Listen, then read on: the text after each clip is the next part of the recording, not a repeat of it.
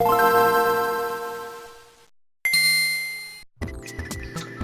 everyone, Video Game Lover here, and welcome to another video.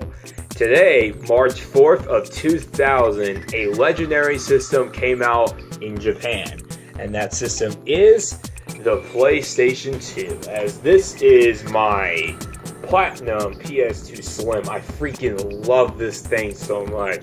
So light. Look at this. Look how lightweight this is. Very lightweight. But anyways, I really love this system a lot. It is my third favorite system of all time next to the Genesis and Super Nintendo. And of course, I'm going to share you guys some of my favorite games on the PS2. Now, I want to keep this video a tad bit short because I'm going to go more in depth with the PS2 next year in 2020 when the PS2 turns 20 years old. And oh my god, me just saying that makes me feel very, very old right now. But anyway, so let's talk about one platforming game that I got, Jak and Daxter. This is the very first one. This was made by Naughty Dog, and they eventually make a trilogy on the PS2.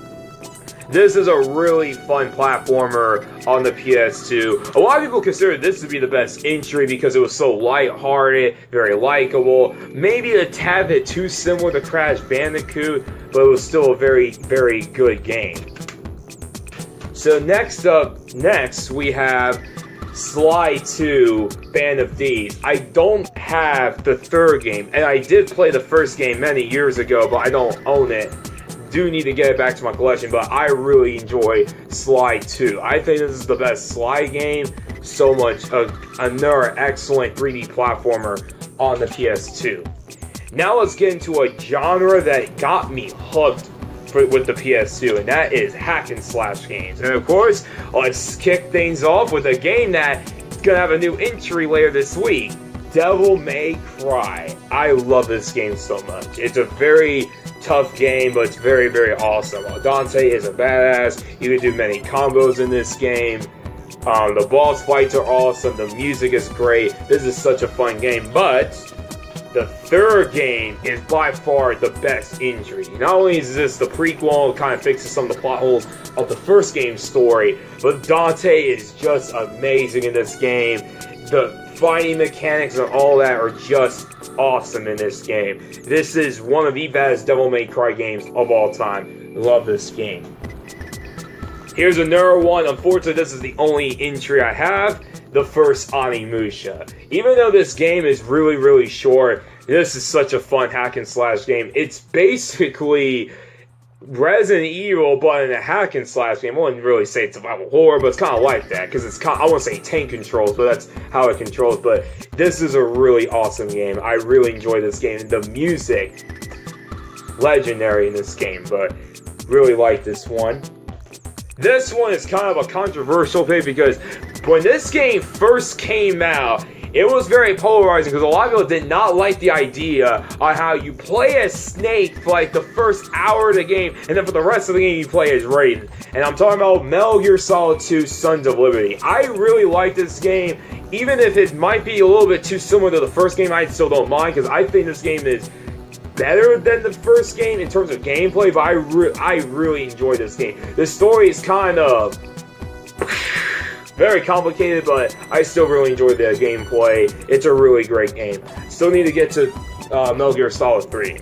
Of course, Ratchet & Clank. I love the Ratchet & Clank games. I love this game and Going Commando. I still have yet to play Up Your Arsenal, which I heard that game is awesome, but this is a really good game. And the PS2 spawned Ratchet & Clank, and this series of games are amazing. Trust me, these are excellent platformers, and I would say probably the best platformer Sony has to offer.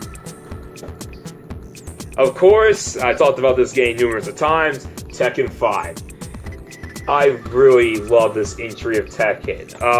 Tekken 4 was good, but this one is way, way better. Bigger characters, it just plays so smoothly, it's just a lot of fun, and it's the one that really got me into the series other than 3. Really enjoy Tekken 5. And of course, do I have to talk about this series, God of Wars 1 and 2. I mean, what can you say about God of War? I mean, this is such an amazing series. It's still going strong to this day, but this is where it all started. God of War 1 and God of War 2 on the PS2, and both games were phenomenal. Awesome games. And last but not least, I already talked about these two games, but I gotta include them. Genji Dawn of the Samurai. I consider this to be one of Sony's most underrated games. This was actually published by Sony, and I wouldn't say a Sony IP, but Sony was behind this game. And this is a very underrated hack and slash game. And I would say this is an underrated hack and slash game too. Bojingai does have its moments, but it's a fun hack and slash game. There's many more games that I can talk about the PS2, like Virtual Fire 4, Ratchet & Clank Going Commando, Tekken 4, Grand Theft Auto San Andreas, Guilty Gear X2. I mean, there's just Zone of the Enders, that's another good one.